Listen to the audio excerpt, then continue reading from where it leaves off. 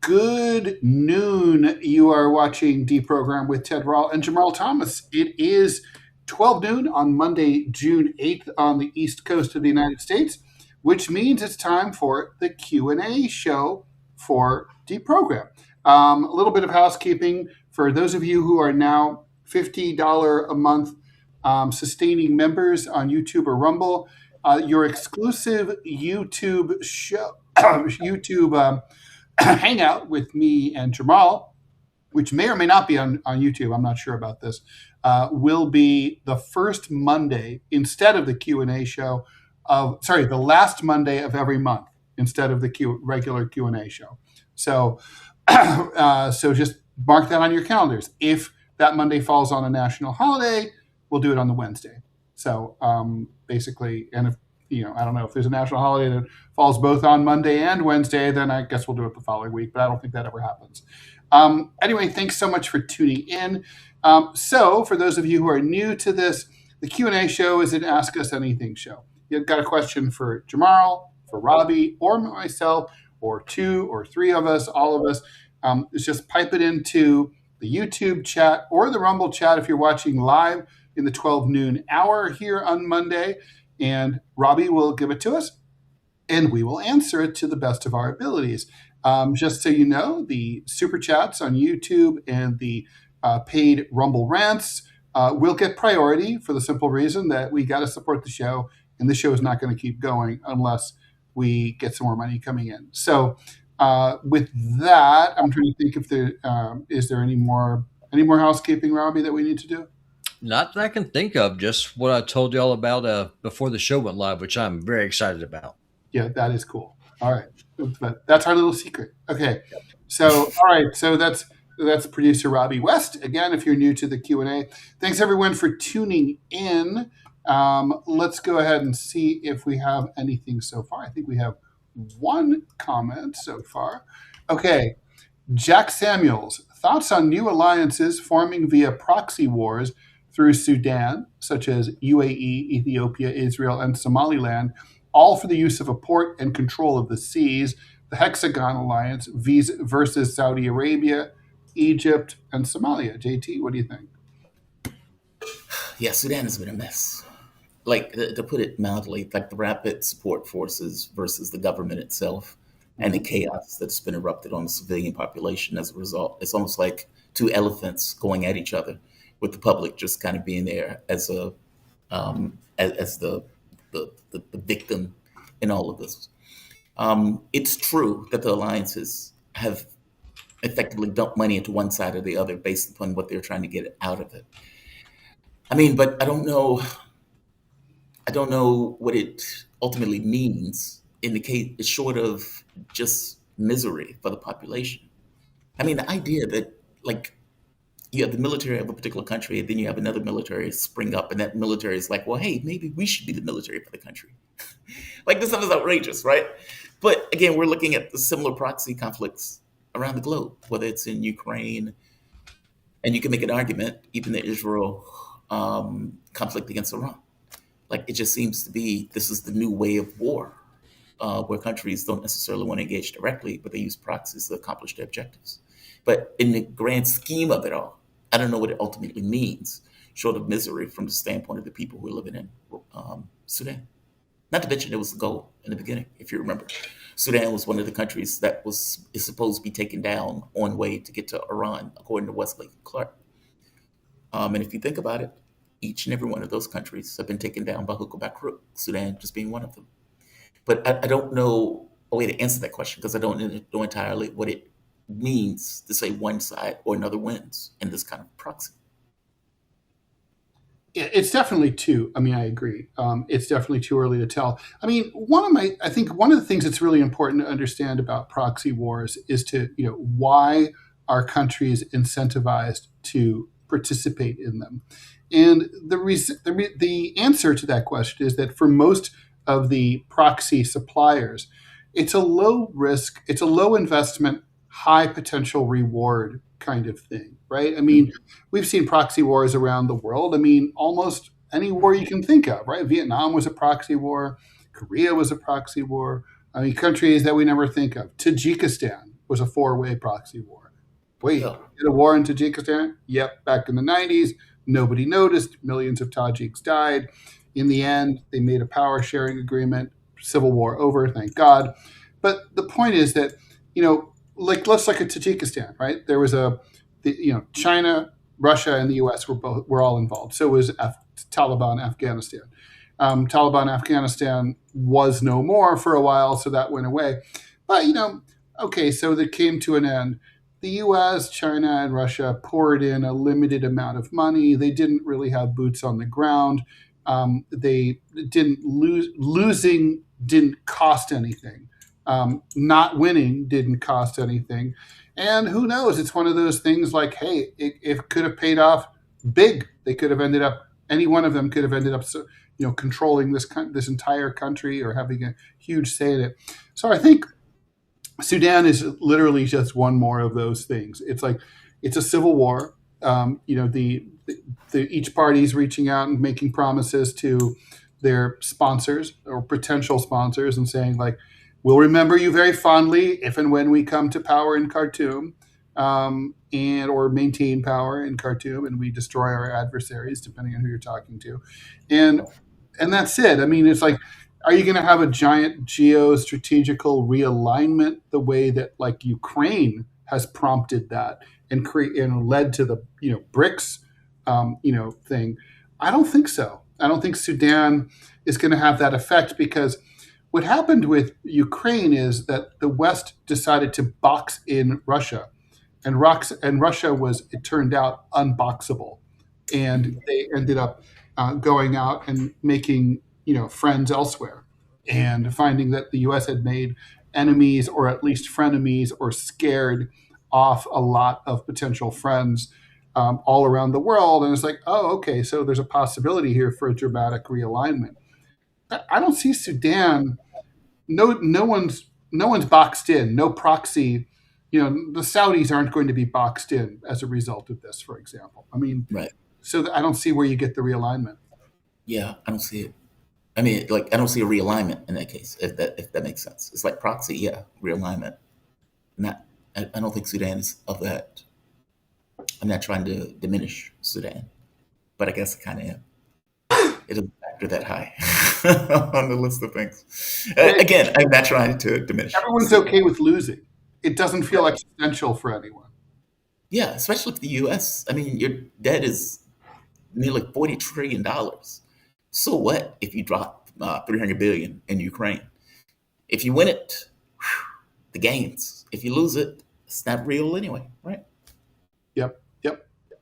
So, Agreed. All right. So, Alfie, would you rip up party politics in the U.S. if you could? would I rip up? Yeah. I didn't hit the first part. It says, would we? Would you rip apart party politics in the USA if you could? Yes. Yeah, because it doesn't work. I mean, and to be fair, I don't know if it's the party politics part or the capitalist part, but something of it doesn't work right. Because if you look at the outcomes that it's producing, meaning you have a political system. The political system, political systems are not appointed by God, right? They're basically developed to, at a basic minimum, protect and take care of the civilization and the society itself. And the society needs to be able to grow and flourish as a result of the political system. Otherwise, it's not viable. The outcomes of that political system matter. And how it works in earnest is the thing that is super important to the way that we govern ourselves, or let's say to the way that we operate. Because the fact of the matter is, if it's producing bad outcomes, then its ability to deal with environmental change also is diminished by the bad outcomes. And I think if you're looking at Biden, Trump, Bill Clinton, Obama, and even if you look below that and you go into congressional races, this is not an outcome that is ideal for surviving changing environmental circumstances. I think something's wrong with it. It needs to be ripped up. If that could be a capitalist thing, meaning you have a financial system that's over top of it, that is putting money into particular candidates, that is creating perturbations in a system that would otherwise work. That may be true. If that's true, then our problem is far deeper. Yeah. Look, obviously, I would tear it apart. I hate both major political parties. I hate that. More than that, I hate the two-party system. I mean, this is a country with 330 million people. There's no two parties, no matter how awesome, that could possibly represent the interests of 330 million people. I'm not sure there's 10 parties that could do it.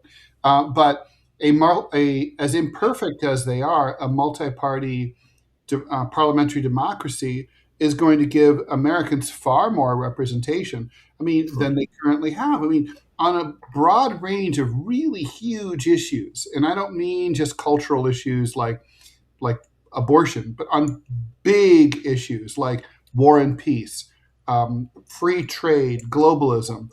The American people don't get a vote. I They mean, don't. the American people don't want all these wars, but yet both major political parties do.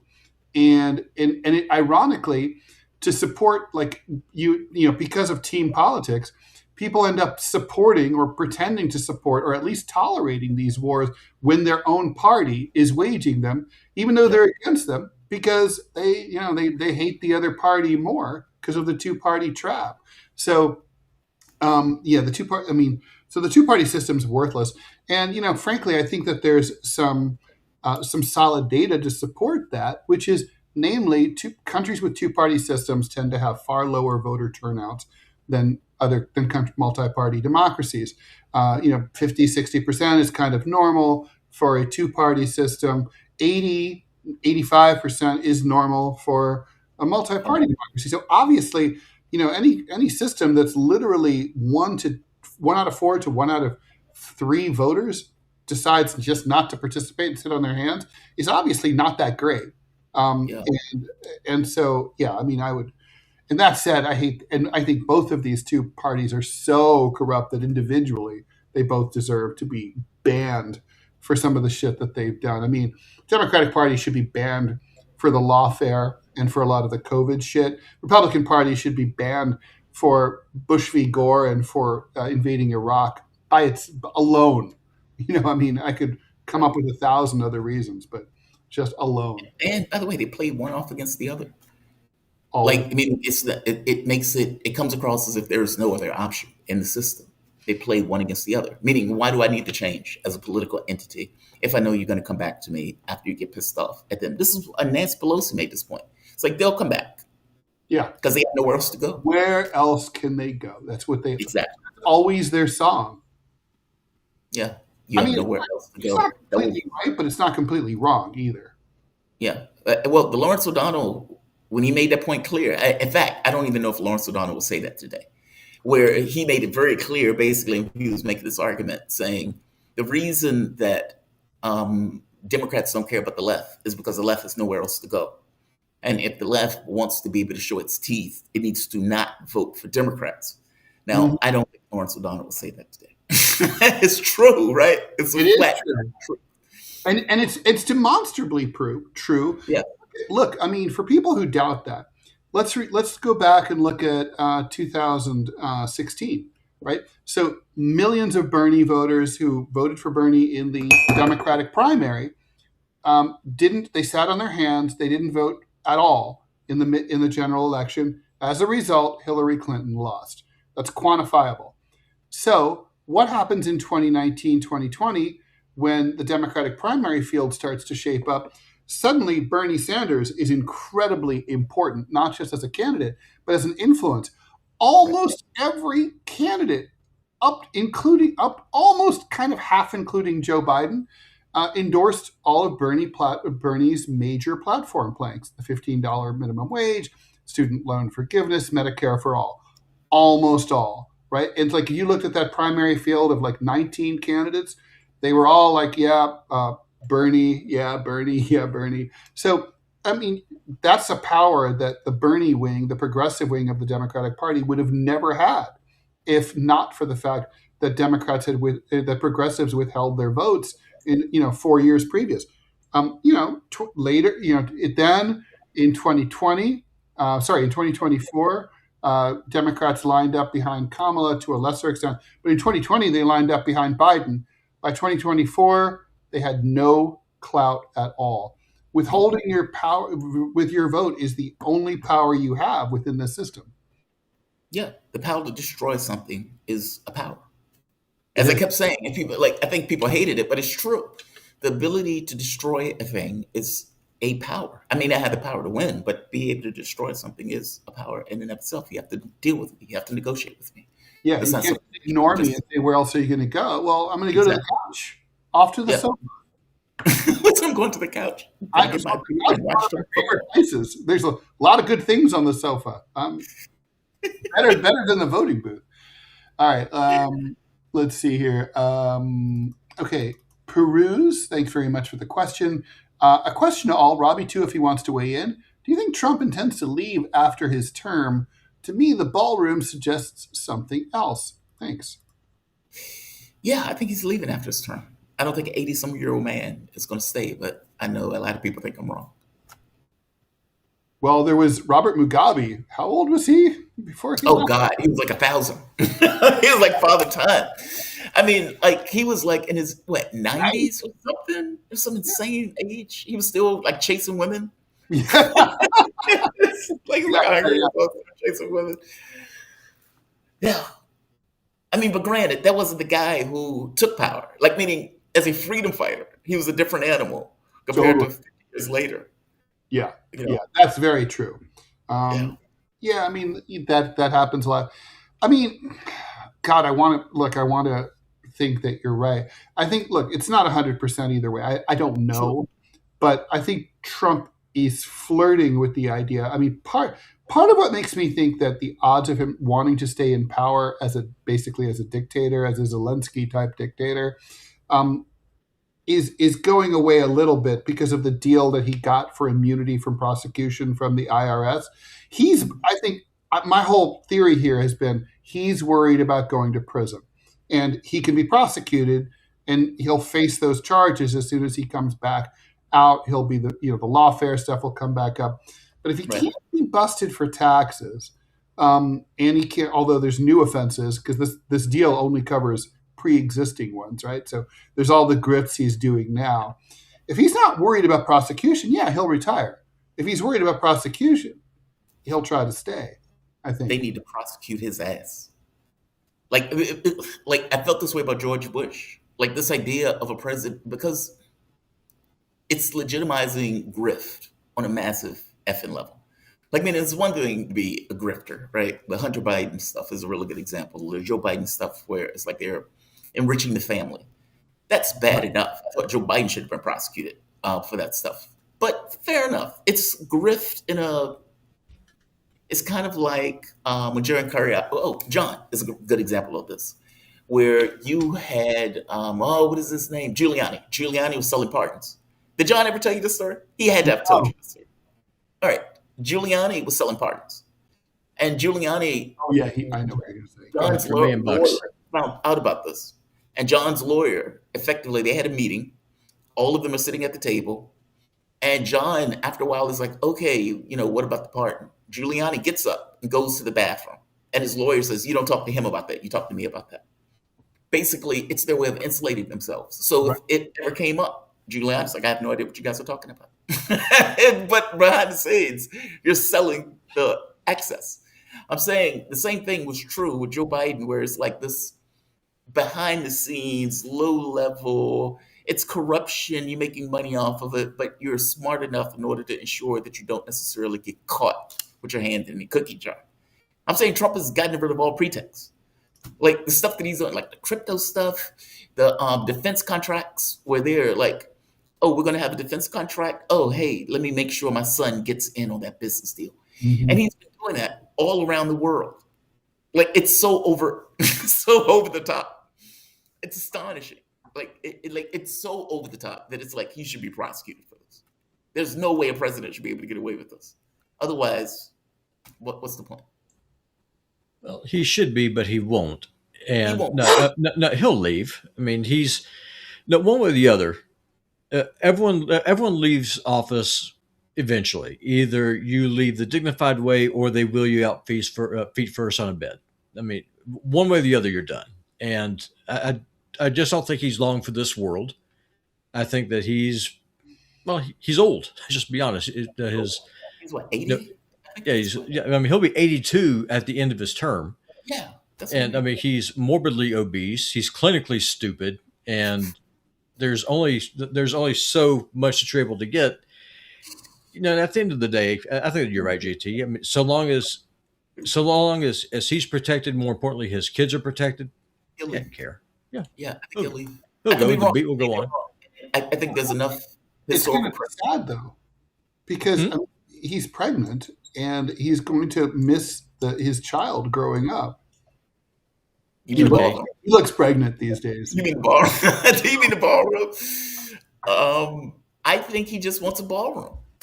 I think for him, it's like, hey, why wouldn't we just have this ballroom? I think I don't know if it goes further than that. I don't think the argument of, well, he's making the ballroom, so he's obviously staying. I don't think that argument flies. Yeah, I don't think the ballroom has anything to do with that. Yeah, I think it's more about fear of prosecution. That could be it.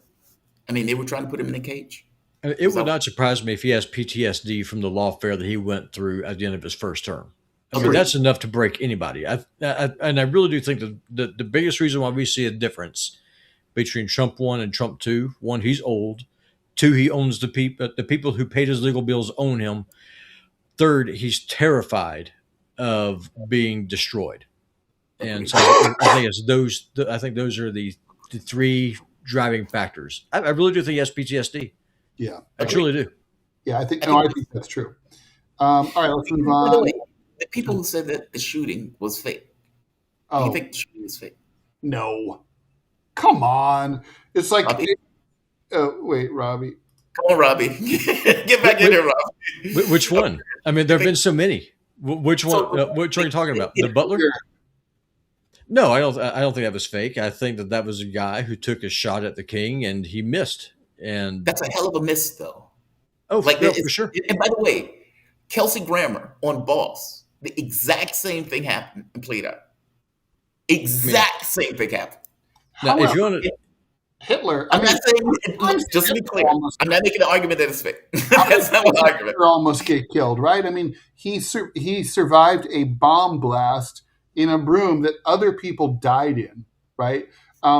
He gave a speech where there was a bomb ticking in the column in the wall behind him, and he uncharacteristically ended his long-winded speech early and dipped before the bomb actually did go off. There was the bomb that was on the plane with him. Right. That detonator failed because of an altitude pressure issue. I mean, it was one thing after another with that guy. People were always trying to off him, and it never worked. until it's your time to go, you're not going to go.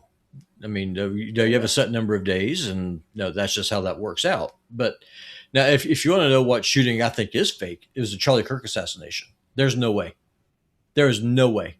And As one, someone, the other one is, Well, what do you yeah, think happened here? Do you think the Merry Widow had him taken out, had him capped? I have no idea. But what I will tell you is that it was not a 30-06 that did Charlie Kirk in.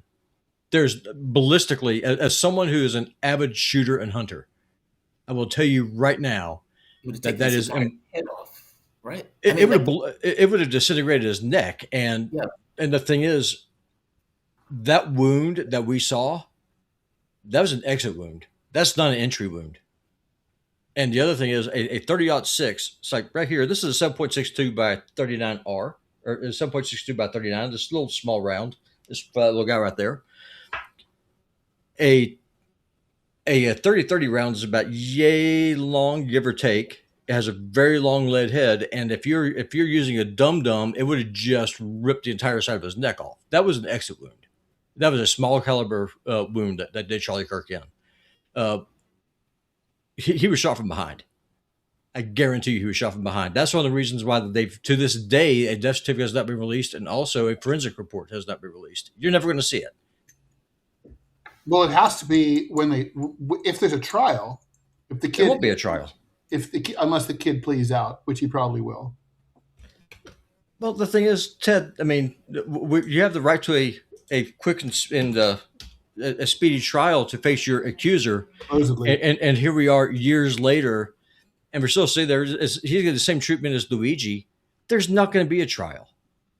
yeah, they buried that guy. he's been like just submerged in some kind of prison Right cell. wingers, no guns. I'm telling you right now, Charlie Kirk was not done in by 30-06 by some dude 100 yards away. All right. And all right. So here's another comment. Stormborn. I feel like ranked choice voting would be really helpful. I wish people. Okay, please. All right. Let me explain my question, and then please explain to me why ranked choice voting is good. I mean, as far as I can tell, the only logic behind it is in a race where you're like, well, I like Bernie Sanders, but I worry that he can't win. So he would be my number two. He'd be my safety. He's my plan B. So I'll vote for him number two on my ranked choice ballot. And then I'll vote for the corporatist for number one. That's just an example, right? Robbie. And then like a lot of people do that. And then like somehow all those number twos, all those silver prizes add up to enough to push Bernie over the top or in a situation like that. But look at what happened. But most of the time, elections aren't like that. Most of the time, people really only have at most one person in mind that they'd be willing to vote for. It's not like there's an abundance of riches in American electoral politics where you're like, oh my God, I'd be perfectly fine with either Pete Buttigieg or Beto O'Rourke or all so great. Like I'll just rank them. I mean, it's not usually like that at all. And then my last point about ranked choice voting is Eric Adams. That's how we got Eric Adams. Okay, make the choice. Make the. Oh Jesus, Eric Adams is a dagger. Anything I was about to say pretty much dies the moment that you say Eric Adams. No, what I was going to say is I think you're inverting it. I think the thought would be, I like Sanders, but I don't want to give it to Trump because I don't necessarily want to be in a situation where it's an either or. So I'll vote Sanders for one and Clinton for two. The thought being that if Sanders doesn't get it, at the very least, it's a backstop of Clinton. That's the way I think of ranked choice voting and the way that people were thinking of using it. And to be fair, from the standpoint of looking at it like it's this esoteric other, like it's, well, I like this candidate, but I don't know if other people will vote for this candidate. And so because other people won't vote for this candidate, I won't vote for this candidate, and I'll put the regular cretin in office. Whereas if you have ranked choice voting, you could say, well, yeah, I'm voting my conscience first. And I'm voting maybe quote unquote practical for the second. And the idea being that if you get enough people voting their conscience first, then you actually get a candidate that you may want that you otherwise wouldn't vote for because you don't believe other people would vote for him.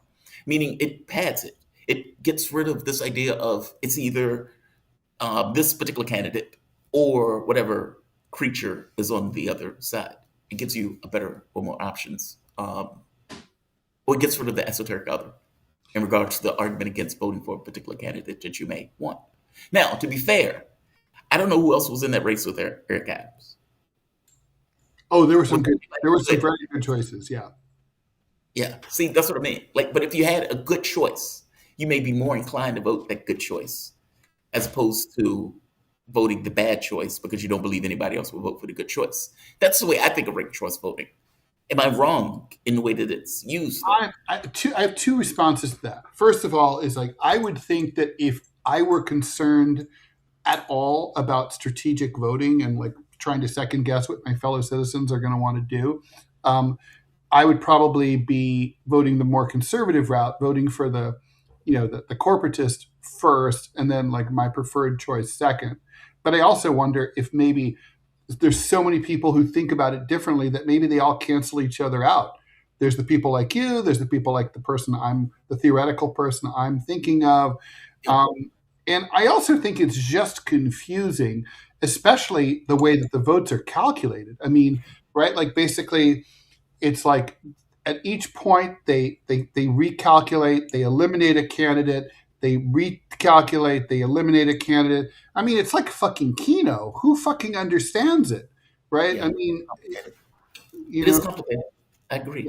Yeah. But Americans basically, I mean, nothing happened with Iran-Contra because no one understood it. I mean, you know what I mean? Yeah, but agreed. But there has to be a way to make voting representative of the population. Because look, I mean, because like the person who asked that question in the very beginning, do you rip up the two-party system? And I think from my point of view, even if you have four parties, if all of them are corrupt, what's the point? Like, meaning if you have a situation where it's like, okay, well, they need to spread 100 million across four candidates as opposed to two. Sure, those people are getting less money, but those people are still being paid off. Like, and I guess it goes to the ranked choice voting thing, where it's like, okay, well, is there a way of creating a political system that actually makes sense and is representative of what the public wants? And if so, how do you tally a vote total with those people in a way that, again, at the very least, doesn't make voting a burden? Because the fact of the matter is, if I got to go vote and it's Clinton and Sanders, people say to themselves, who is viable? And who is viable in the context, and they tend to make a more conservative choice, up to the point of a conservative choice. And I don't mean that in the context of a Republican Democrat. I mean conservative, even in the context of a Democratic race. There has to be a better way to do that. And I don't know another way to do that without, there has to be a better way. All right. Well, let's see here. Thank you very much, Frank Friel, for the $5 donation. I saw that Iran retaliated for the Beirut attack. I haven't heard how extensive the attack was. Did Iran keep its promise? They didn't turn the north to glass, but they definitely launched missile barrages against, I think there were multiple targets in Israel that they went after, particularly the refineries. But obviously, we'll never really know the truth because the Israelis and their media censor any news of Israel. There are pictures, but the pictures aren't extensive. And, it's like we didn't see the damage till after the 12-day war. Mm-hmm. And so there'll probably be satellite images and those type of things. But Iran doesn't. It's not like the Russians where they put like cameras on the missiles so you can see what blows up. Theirs is a bit different. But yeah, they did retaliate. Nathaniel, Ted, did you just spill your coffee? No.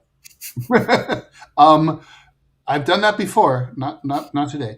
Maybe Blues Funk. U.S. is too large, too diverse to unify. That's a concern. That's not really true, though. I mean, think like the very concept of America is a unifying thing. And okay, I'm wrong. In the old days, that wasn't true. It may be true today.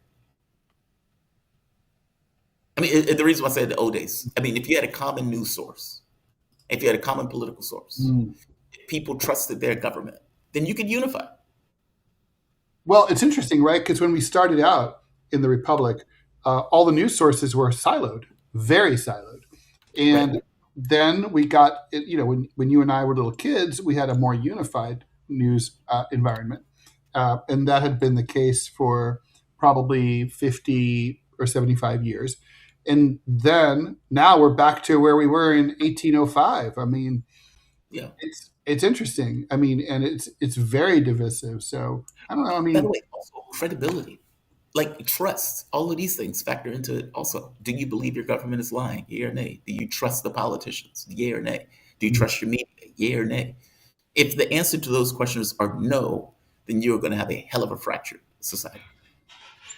Yeah, not to mention you're living, like we've talked about before, and we'll talk about again, but you're living in completely different realities, right? I mean, like it's really interesting. I read, I'm on Truth Social, I'm on X, which has become basically a giant right-wing social media site. And like, when you see the things that people like attack liberals or Democrats about, like right-wingers do, they'll say like, oh, Democrats are really upset about Trump's reflecting pool. Democrats don't give a shit about the reflecting pool. Okay? No one does. And it's sort of like, but they've worked themselves. And so it's like, man, you guys are like, you're talking past each other. And I can make the same exact statement about shit that, that Democrats say about Republicans. Like, like Republicans don't care that, they think they don't care that Trump is rude and crude and socially unacceptable. I'm like, actually, they do care. They like him despite that, right? Usually, and so it's like you're not even in a position where you can insult or argue with each other. You're just living in completely different ecosystems. Yeah, yeah. It's wild about this. So tomorrow, David Grush is going to call for UFO transparency, and he's going to be at the Capitol as he does this. I thought about going, but I decided to get this going. If this took place in the 50s, with all of the videos and everything else being released, do you think they would have believed the government on this? Like, I'm fascinated by this dynamic. Like, the reality of it is, the US government has been putting out videos left and right. You've had whistleblowers come out saying, yes, I was in the government, I did so and so. I was flying airplanes, I was watching this thing. Meaning they're coming out with this, the DNI report, effectively saying, yes, these things are real, they're mechanical, we don't know what they are, etc. You have pallets left and right saying, my plane nearly hit one of these things. If this took place in the 50s, does the public believe it? As opposed to now? Yeah, I gotta think so. Yeah. But that's kind of, I guess this is kind of the point that we're making, right? With this idea of this fracturing, where the public looks at it and says, that's interesting. But I it's can not do that just on the a computer. fracturing, it's also the fracturing of reality itself outside of the political system, where, look, you and I both know now, if you see, I went viral yesterday on X about something, and then several people created little videos of me talking. It's not me. I'm not saying anything. It's not really me. It's a deep fake. Are And you serious? and I mean, and I'm a nobody. If they're doing that to me, imagine how much they're doing that to, a governor or a president, right? So the point is, like, if you see something on video, your first question has to be, is that real? I have to check that out and see if it's real. And so what's interesting is your response to it. First of all, you may never come back to it. You may never ever decide or if you do come back to it, your emotional response to whatever it is, even if it turns out to be true, is going to be reduced because of the passage of time. That gap between you first observed it, but then, so basically, what do you do when you live in a world where everything you see that comes over your feed may be fake? Well, you have to basically turn it. It's like being an abused child. You basically turn everything off. You just stop having an emotional response because it doesn't make sense to have any emotional responses to things, given that many of these things are fake, right? So you stop having emotional responses to everything, including things that otherwise previously you would have had an emotional response to. In other words, if 9/11 happened now and you saw if you got that video coming over your phone of the first plane hitting the first tower, or I should say the second plane hitting the second tower, because that was the first thing we saw, your first response now would not be like, holy shit. Your first response is like, did that happen? Let me check that out. Right? And that's different, right? Yeah, that's not something people had to deal with in the 70s. Not in this way. I mean, No, granted, that's could lie, but putting together, there's something disturbing about this kind of breakdown of the real, if that makes sense. totally. Like, if you think of it today, somebody can make a video about some event somewhere in the world and claim this actually happened, especially if it's a government, right? The US government could do that and say, we believe this actually happened. The video could be a complete fake. And the public would just be like, the media would engage it as if it was a real thing, not knowing the difference, because maybe the video is indistinguishable from reality, which is where it's going. Like, that's terrifying. That's Yeah, I mean, terrifying. basically, we're just not going to react to anything going forward. We're not going to have any feelings for anything. Logically, you shouldn't. It's Yeah, but that's not conducive to reality. Meaning that's not conducive to having a sustainable environment. well, it's not conducive to having a real politics, right? Because what that means is you can now commit genocide or say something that's racist, but because nobody knows if you really said it or really committed it, nobody's really that mad. And if they decide to get mad at you later, it's not the same as if they were mad at you at the time. So you Yeah, get away with more bullshit. true, but politics is an overlay of real life, and it's the real life part that freaks me out. Like, meaning I need to be able to identify a bear is about to eat me for me to get out of Dodge, right? And if I'm sitting there questioning, is that really a bear? I'm Right. going to die.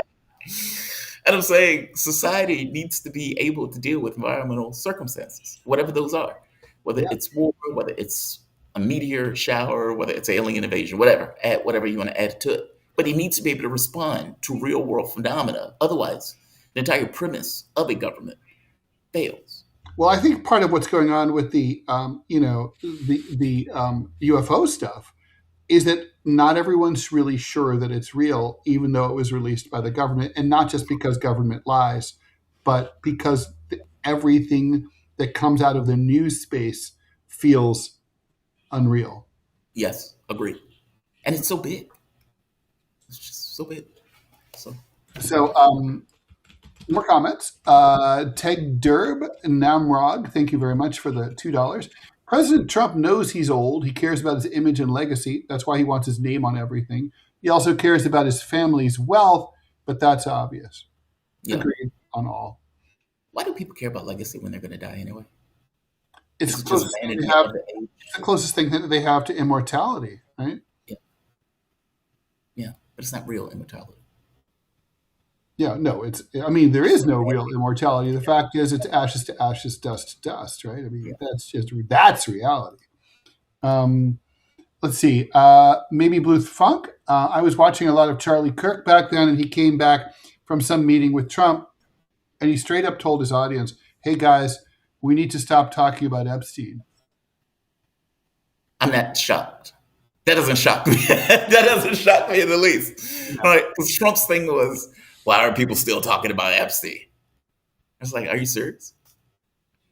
And Well, and honestly, let's talk about reality and let's talk about like how it damages the credibility. And the moment that credibility is damaged, it's hard to get any kind of notion of truth and those type of things. Our government, in full view of the public, defended pedophiles. They still are. yeah, they are. That's mind blowing. Yeah, it's Is crazy. it just me, or that's mind blowing? But this whole thing, like, okay, I got to tell you what makes my fucking teeth itch, to quote Scott Stantis, one of his favorite sentences, is this idea that, like, because quote unquote your side is disadvantaged by some kind of very important news issue, that you should just not talk about it. Like, it's like being a Democrat, and for the last 5 years we were, they were told, yeah, don't say anything about Biden, about the way he looks, the way he talks, the way he walks. Just like, no, because otherwise, if you talk about that, you're giving credence to the Republicans, and that's going to lead to Trump coming back. Don't do that. Don't do it. Obviously, as we saw where we are now, that doesn't work. But it's also like, why I don't want to be part of any political movement where you've got the elephant in the room and you're told that part of your strategy is you don't fucking talk about the elephant in the room.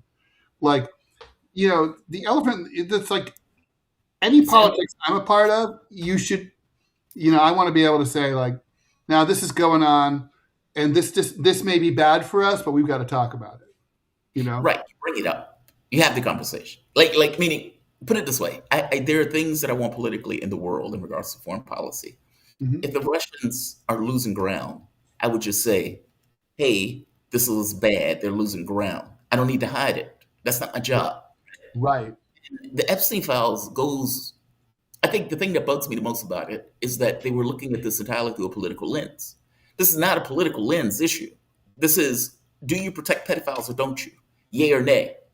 And you get a large number of people say, yes, we need to do that. And then you get people on the other side who, mind you, had the capability of outing the files at any moment because they had control of the political space, didn't do it. Who are now like, yeah, we should release the information. You could have released it before. Like, it annoys the hell out of me that this stuff is put through this political lens when the reality of it is there are pedophiles who are raping people who the political space is protecting because they are very rich. Why is that okay? Right. Absolutely.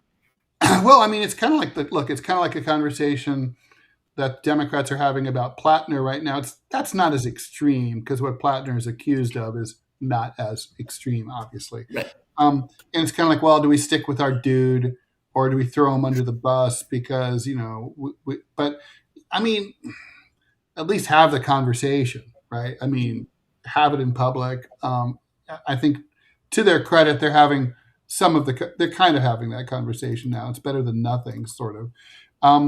Stormborn, thanks for the dollar. Any concerns with a foreign terror attack at the World Cup in the U.S.?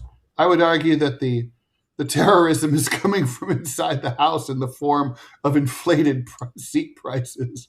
I mean, there's the typical generic seat at some of these games is $2,000 or $3,000, not even for box seats. Yeah, I'm shocked anybody's coming. My ex was like, "Yeah, I'm never coming to the U.S. because I don't want to be put in a cage." She's fucking Austrian. Like, they put some German lady in a cage. Remember that? Yeah, but that's my point, right? Like, if you're looking at America, it doesn't look like a safe haven to travel to. No. You know it's going to be a pain in the ass. You know that you're going to be like, you're going to have your proctology exam at the airport. You could like have an unfortunate encounter with ICE or some fucking crazy ass cops. And then like you come for the World Cup and everything's overpriced. And I mean, $150 fucking train ticket that used to be $7. It's a shit show. But to answer the question, I think people always anticipate it's like a 1970s novel, right? Like the one where the terrorist Goodyear blimp hits the football game. I forget what that's called. It's like everyone kind of thinks.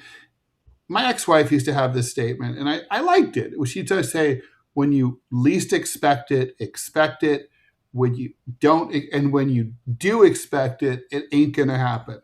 And It's like that's what it's like. It's like, of course, they're preparing for that, but like, when terrorism comes to America, it's going to come on a generic sunny Tuesday in September. It's not going to be for like the big event. It's not going to be for the cage match at the White House, for example. Yeah, and because but that's what's the word? Oxymoron of sorts. Like the time do you expect it is the time where it happens. Well, and not to mention, like terrorism is asymmetric warfare, right? So you choose a soft target on the softest possible day and time, right? World Cup is not a soft target. No. I mean, it's soft-ish. It's not a military installation. But, I mean, the place is going to be, crawling with cops and state troopers and, FBI, ATF, all those guys. We've had enough. In the earlier show, when discussing whether or not Israel would possibly nuke the U.S., I would like to remind Ted about Jonathan Pollard's Jerusalem Post interview where he brought up that. Of course, Jonathan Pollard is a treasonous little shit whose word probably can't be much trusted in any way, shape, or form. But I think they're bringing up a false flag is the issue. Yeah.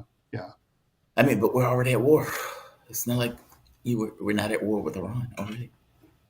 Maybe Blue Funk, another one. This is Ted. This is a while ago, and Gemini said this: that France happened because if you storm Paris or Versailles, you're getting the capital, but there's no centralized power in America. Yeah, we talked about that here. Yeah. You can take over Washington D.C., but you don't own the country. Right. You can take over Washington and the media/finance capital of New York. You still don't own the country. It's really decentralized here. Yeah. We've had enough of the 1973 Arab-Israeli War. Israel threatened the U.S. with unconventional weapons if they didn't keep supplying arms. I'd need to see that. I'm not saying it's not true, but anyone if that was true. I mean, the attack on the USS Liberty obviously is an issue, but threatening. I mean, they did. I mean, depending upon who you're talking to, Wilkerson made the point of saying that Israel threatened Iran with nukes if the U.S. didn't get involved militarily. It's like that type of blackmail and stuff like that. And yeah, I wouldn't necessarily put it past them for some kind of false flag. But I guess my thing is we're already at war. Like, what would be the need to, I suppose, maybe to escalate the war of sorts? But from my point of view, we're already at war. Let's see.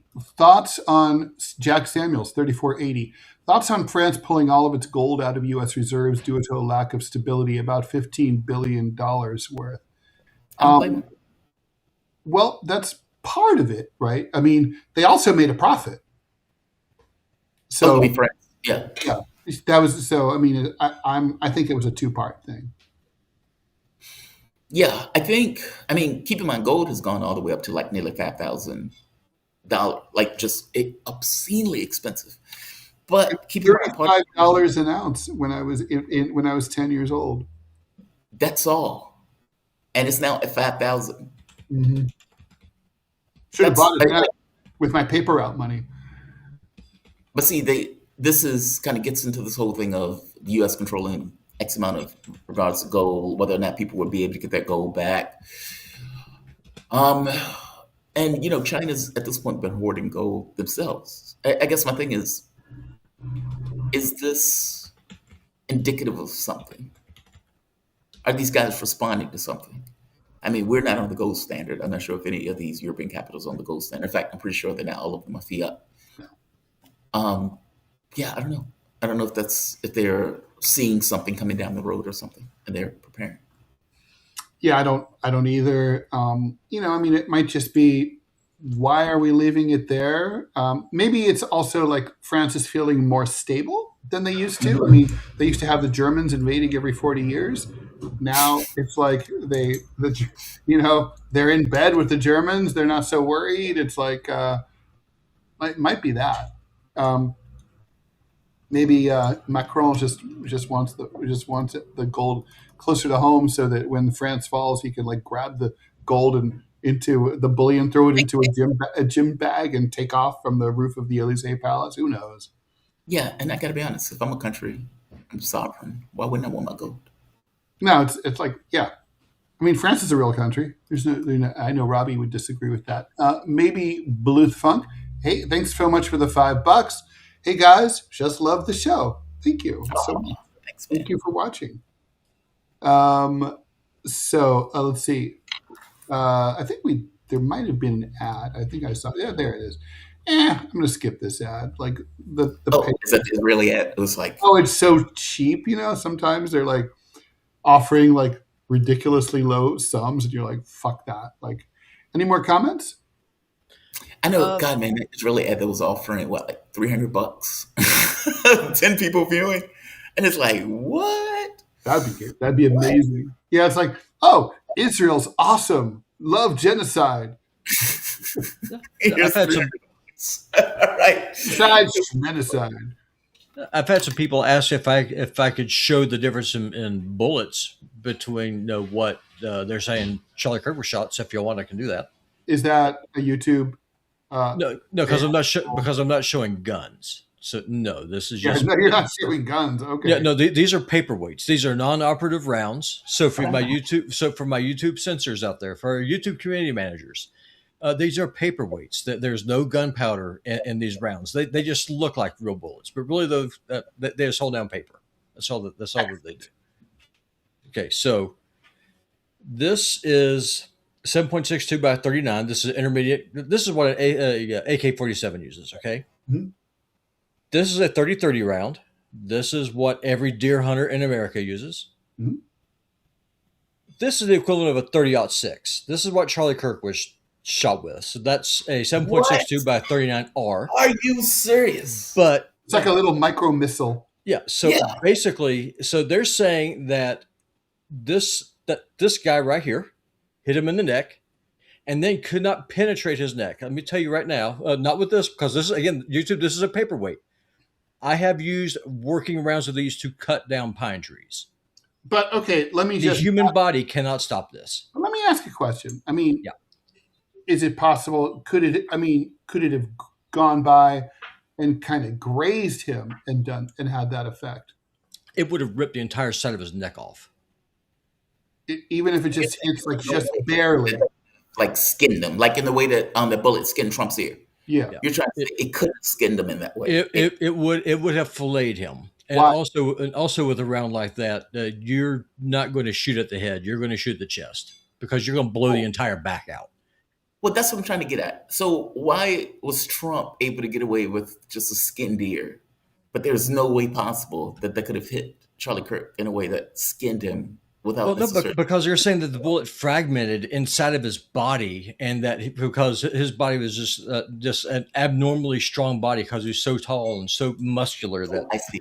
that the bullet itself fragmented, and that the bones in his neck would have prevented it.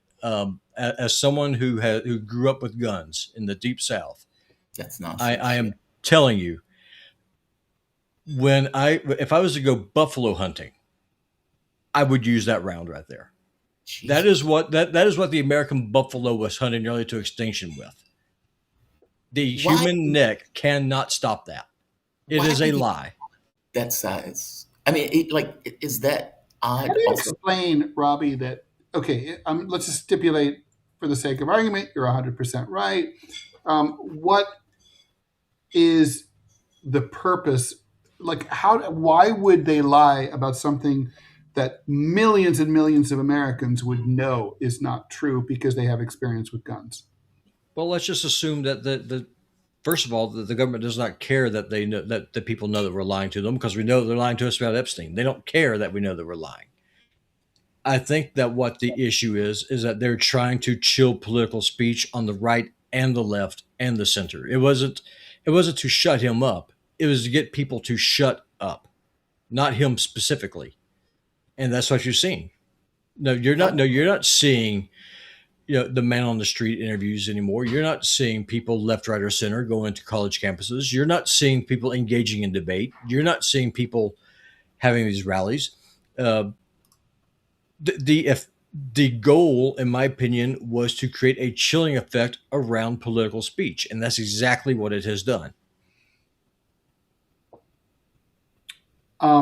So maybe the lie is not a bug; it's a feature. Yeah. I mean, me personally, if I had to hazard a guess, and again, YouTube, this is a guess.